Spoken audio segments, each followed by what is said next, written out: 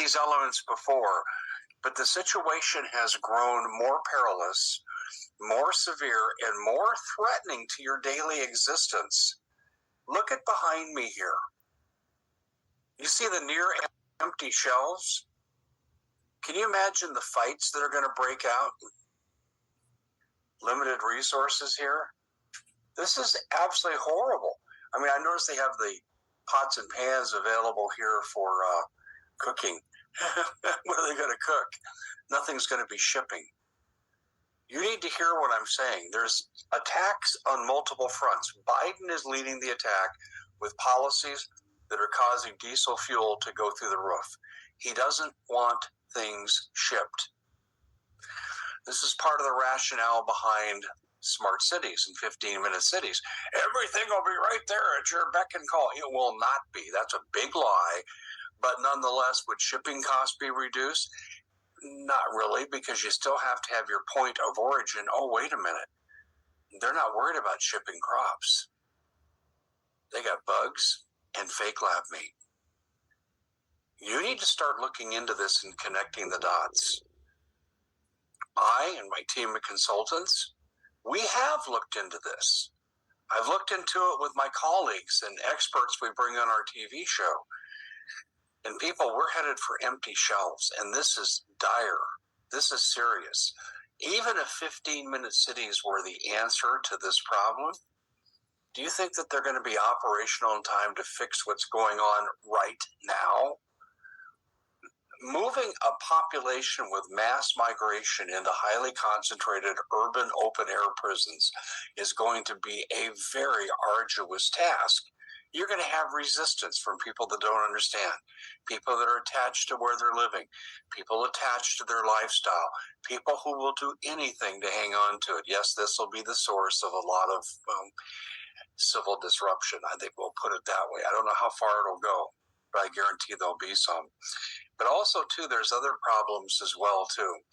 Amazon is, and other companies like Amazon are really accentuating these problems. And you're saying, what do you mean?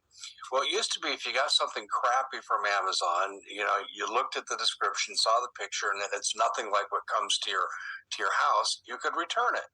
Now you can return it with a fee.